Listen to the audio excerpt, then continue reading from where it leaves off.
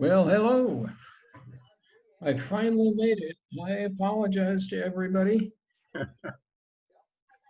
These things Just are wondered what happened. they're supposed to be easy, and they were the last time I tried it, but not so today. Everybody doing tonight? Okay,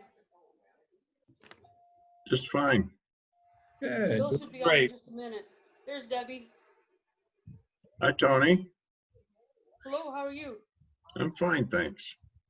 Okay, who's the Galaxy tab? All right, we are getting there. I've been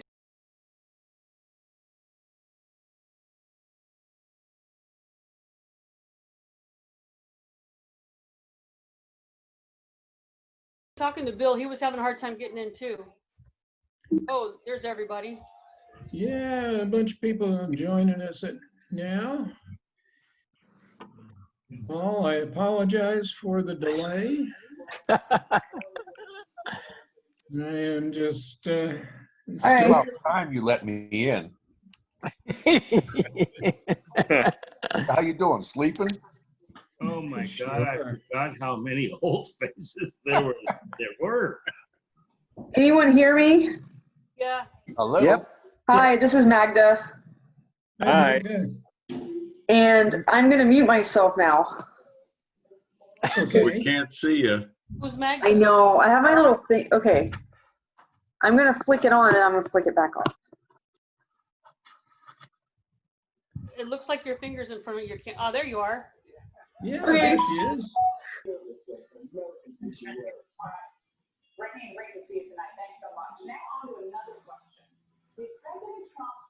Hi, Mary. Hi, Jet.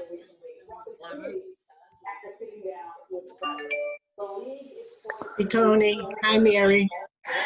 Hey, Hi, Norm made Jet. it. Hi, Norman. Norm, you have two. Norm, we got two of you. You have your Galaxy, you have Galaxy and then Norm. I know, today's our lucky day, right? We get two of you? Double the pleasure, double the fun. What? That's all right. That's okay. Michael is Nancy.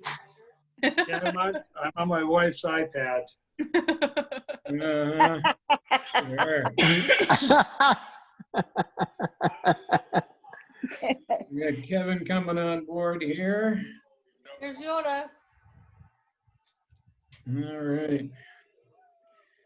Well, good. Well, all these difficulties that we started off with are the reason why we're having this, is to work out the bugs of all this stuff. And so, sorry for the delay. For some reason or another, it changed email addresses on me and got me really confused.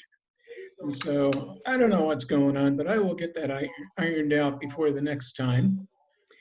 And we have got about 35, 45 minutes on this program is all that it will allow us on this free version of the program.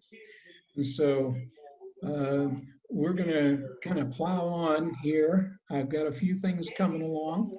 The first thing that I want to tell you is it's great to see y'all. Okay, we've been separated for a long time. Yes. Yes. It's good to see y'all. Yep. My only regret about it is we're not standing all in the same room saying these things. Okay, but that will come in due time. There has not been any more news from National over the last week as far as when things will open up again or how that will be done. But we've got time. We know that it will not be any time before the end of this calendar year. We're going to continue to be shut down at least until the first of the year. And my thought is at this point that it will probably be a slow ramp up in the activities over the first and second quarters of next year. considering the restrictions that they're going to place on us for our own safety. So I expect it to take a while. The original version of what they submitted as a phased plan for getting us back into full swing actually had the last phase in 2023. Oh, wow. Yeah, Holy smokes. okay, but I don't think it's going to happen that way. I think it will get accelerated significantly. But that just gives you an idea of how cautious National is being about all of this. Okay, and again, it's for our own good. So, a couple of things that I want to hit on tonight. First of all, the registration process for CRM, or the customer program that they're using. Everybody has to be registered in CRM going forward. If you don't know if you're registered or you are not sure, just send me an email and I will double check it. We currently have about 80 people registered in the program. That's vets and volunteers alike. But as I say, going forward, after the first of the year, you'll not be able to participate at any activity without being registered in CRM. We'll also be scheduling all of our meetings and training and outings through that system.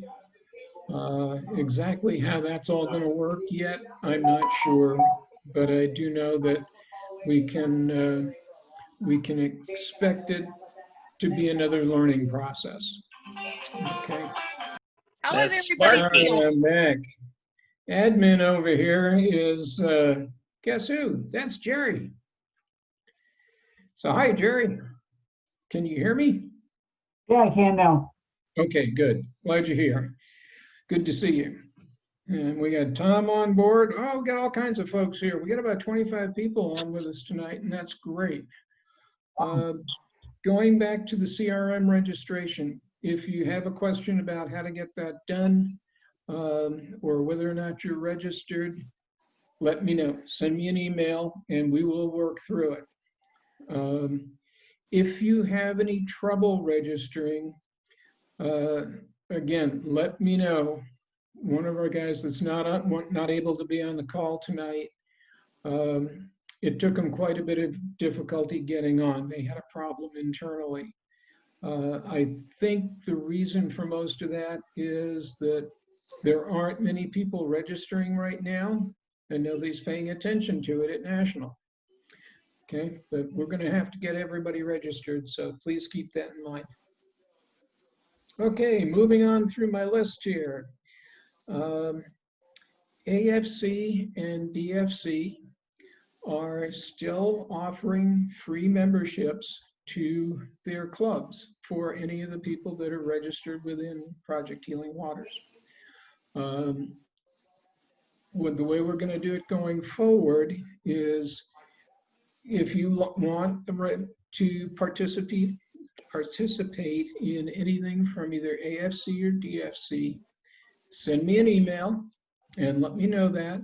And then if you are registered in CRM, okay, I will forward your contact information on to the membership people at the two clubs, and then they will get you on their mailing list so you can see what they've got scheduled also.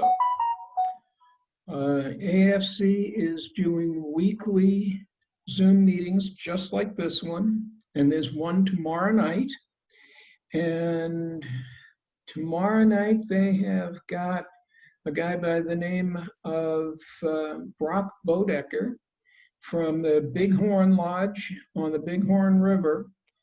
I believe that's Montana. And he is going to be talking about fishing that waterway. Okay. The presentations that these guys are giving at these AFC meetings are outstanding. They are really good. They're experts in their field. And I see Ed giving it the thumbs up because I know I've seen him there with some of those, on some of those. The presentations are excellent. The one we had last week, some fantastic underwater photography, excellent information. So I really encourage you to participate in those. And like the Zoom meeting that you're on right now, you sign in the same way. I can get you on their mailing list. They are also archiving all of the previous meetings that they've had, and you can go back and they've got them on, not YouTube, but something similar. You can go back and take a look at them and you can see the entire meeting. The meetings are being recorded just like this one is. So I'd encourage you to get signed up on those, okay? Now, next week, I mentioned this in the email that I had sent out the last couple of days or last week. Next Wednesday, the 23rd, will be one of their regular meetings. And at that meeting, our CEO, President and CEO of Project Healing Waters is going to give an award to Arizona Flycasters for their service to this organization. So Todd DeGracier is going to be on the call, along with Carol Katz, who is our Western and Southwest Regional Coordinator. And they are going to be giving this award to AFC for all of the work that AFC and its volunteers and members have done for Project Healing Waters over the last 8 years, basically. And so to show our support for AFC and our appreciation for AFC, I'd like as many of you as possible to jump on that Zoom meeting, even if you can't stay for the whole thing. Presentation should be maybe 15 or 20 minutes, and that's about it. Then they're going to go right into their regular presentation, which will be by Jim Strogan. And a lot of you, Strogen, I think it is. A lot of you know Jim from our adventures up to Payson. He's been extremely extremely active with TU up there and working on a lot of the projects with Arizona Game and Fish on habitat work. And he's going to be talking about some of the work that they're doing in the Colorado River. So it'll be worthwhile spending some time with that. But if you can only make it for 15 minutes, that's okay, because we want to show our support for AFC and our thanks to AFC for all that they've done for this organization over the years. So please mark your calendars for that one. That will be next Wednesday, the 23rd. Again, it's 7 o'clock, okay? And they know how to run these things much better than I do, so it should probably get started on time. John Doss is doing a really good job with those meetings. Okay, feel free to jump in anytime you want if you've got a question, by the way. You're doing just great, Rich. Compared to him when he first started, you're fantastic. Well, thank you. That doesn't say much for him, but thank you. And so anyway, that's on AFC. They are continuing to support us with this program. They have, you know, John Doss and company have said, you know, they're going to be there for us in the long haul. Okay, so that's great. I want to talk about Postfly for a minute. The Postfly program is doing really well. Some of you that are on here have been tying some flies for that and are doing a great job. Postfly is a national program where they supply tools and vices and kits monthly so that you can tie some flies. There's 2 kits per month one for warm water species, and one for trout. Okay, the kit includes all the materials you need to tie 10 to 12 flies. And then there's also a video instruction that goes with it, and they're coming along real well. That will be our fly tying program going forward, at least for now, as a virtual fly tying education. Some of the other programs around the country are doing their own thing, and that's fine for them. But for a group as large as we have, it would be really difficult for us to be putting together 25 to 30 kits per month and mailing them all out. That's how many people we've got signed up at this point. Some of you guys, as I say, have already tied some flies. I know JC has, and Mike has, and I think Todd, you've done some as well. The materials are generally very good. The kits are complete. I'm having trouble dubbing with some of them, but you know, that's probably me more than anybody else. Not one of my best skills. What can I tell you? We have But I also understand started. the dubbing is a little challenging on several of their flies, so that's not an uncommon issue. Right. And the dubbing material that they're using is ice dubbing. And it, as opposed to the real fine dubbing or the dubbing that you do like with a hare's ear or something like that, it's much tougher to work with. Mark has given us some input on how to improve on those. But the other piece of this program is that we've now assigned a volunteer to each one of the people that is signed up in the program to act as a mentor and a guide through the fly tying process. And so some of you that are on here now, John and Mary, and let's see, who else we got? We'll probably have Mark here before long, Pledger, and Gary are acting as mentors. Tom, you too, are acting as mentors, and they're getting in touch by phone or by email and coaching you along as you need. So that's coming along real well. I've seen some pictures of some really excellent looking flies. It's a good way to fill the fly box. And if it's something that you don't think you're going to need, we'll just donate them to the program and we'll get them into our program boxes. Okay, so it's a great way to make some flies and keep your hand in for tying as well. So that's the story on post fly. Again, anybody that you talk to that's interested in getting signed up for that, just let me know. Again, you must be signed up in CRM for them to accept the order for you. Okay. Tony, were you waving at me or or what? No, I wasn't. I was waiting for you to finish talking about post fly.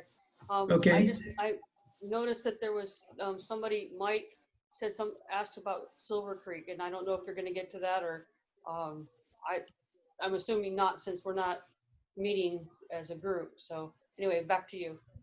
Okay. No, I was not going to talk about that, but I can. Silver Creek, as far as I know, Phil may have more info on that. As far as Healing Waters is concerned, we are not participating because it's an activity and outing, and none of them are approved until sometime next year. Phil, I know you were talking to the folks up there. Can you give us an update? I was on Game and Fish website the other day looking for some information because Ken had told me it'd be posted as to if they were going to have, if and what the restrictions were.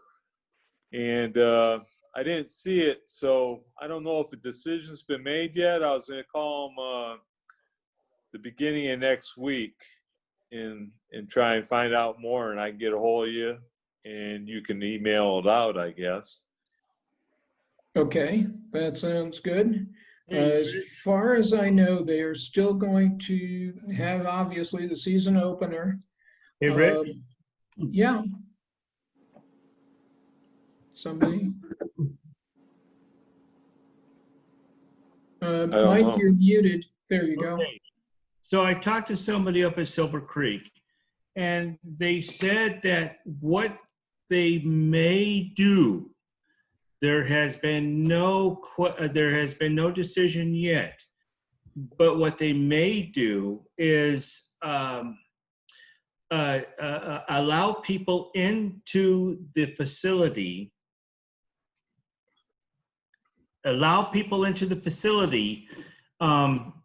In a limitation. So in other words, they say that they have 43 parking spots, and they will only allow 43 people to come in with a car, and then when somebody leaves, somebody else can pull in. Now, this is very important because on April 1st, they said that the line to get in on Bordone Road, do I have that correct? On Bordone Road? Borden, yeah, Borden Road. That was a mile long. And they saw people camping in, or not camping in, but getting in line at 10 p.m. the night before. Now, they said that they don't expect that for the catch and release, but they told me that it would be a good spot at 2, 3, 4 o'clock in the morning to get on to the way to get in.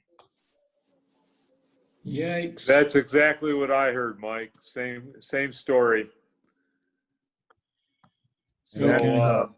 like previous years, October 1's always pretty crazy. This one's on a Thursday, so, and with all this COVID, parents and their kids aren't in school. Who knows what, it'll probably be a zoo.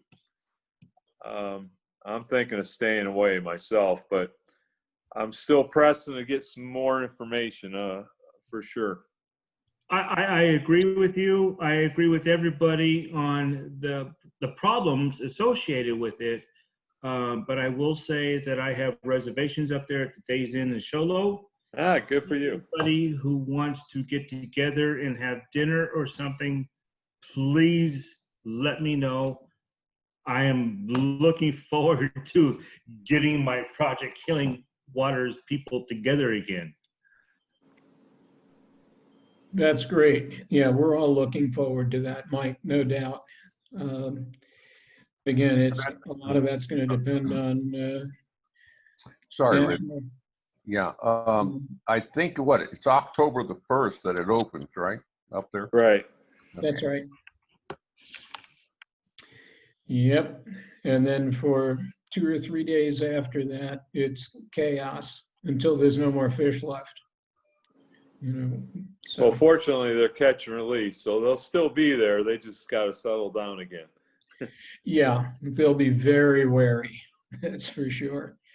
They only get hooked a couple of times before they're nuts, you know. Yeah. Tom, I see you waving.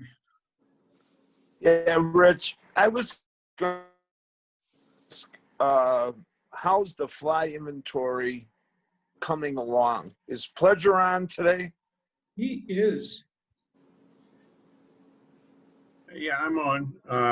The fly inventory, the only thing that we haven't had any takers on is except JC talked about it once, is trying to expand into the warm water box. So into the bass and bluegill and other types of fishes like that. But otherwise, we're in good shape now on the trout. Good. All right.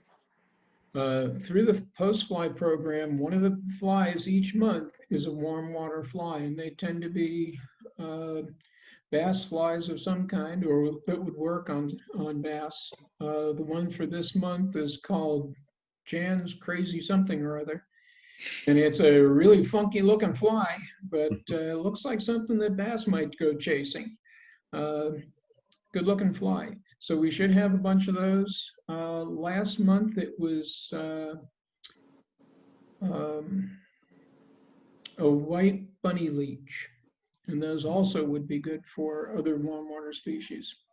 Right. So We have, we'll be able to fill some boxes with some of those. right, good. Okay, good. All right. The fly this month is a carp what? Say that Jan's again? fly is a carp. Oh, I'm that's sorry, right. Casey. Yeah. Yeah. But still, you know, even so, I think that one would work real well for bass as well. Yeah, they say so that on the video. Yep, they do.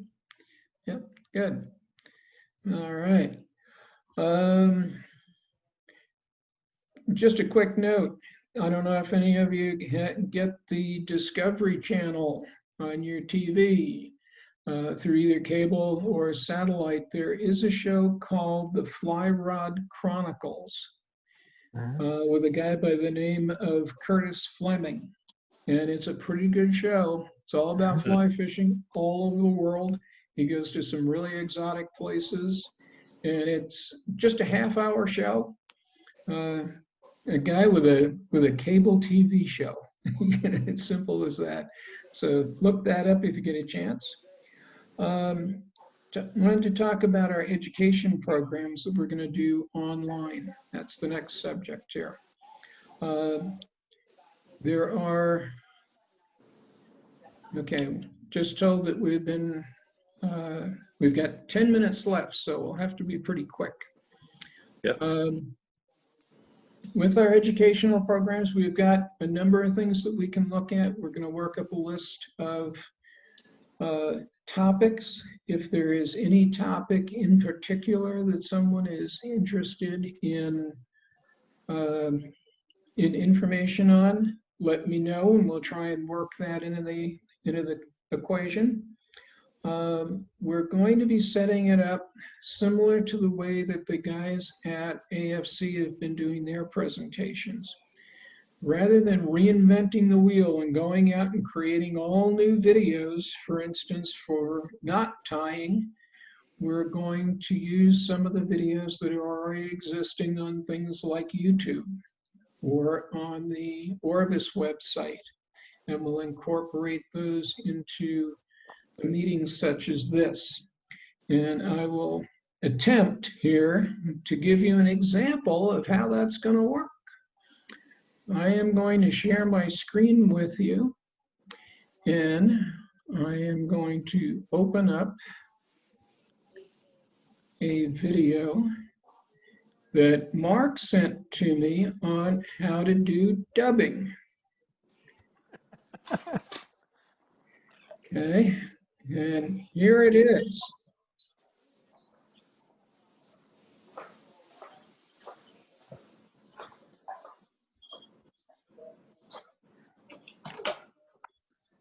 No sound, Rich. You know, by the way, this In the Riffle site is an awesome site for fly tying and all kinds of information. InTheRiffle.com. Yeah, let me see what I can do here.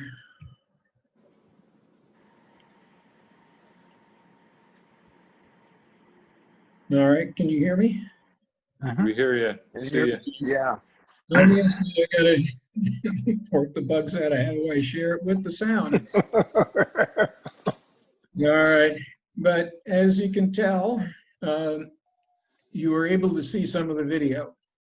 Okay, and we can do the same thing.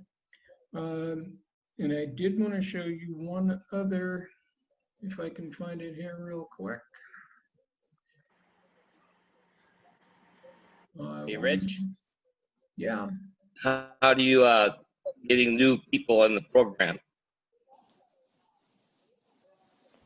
Let's see here. Hang on just a second. I know people that want to come into the program, but you're not having any in-doc classes anymore? No, we're not. We're going to be doing everything virtually for the time being, Kevin.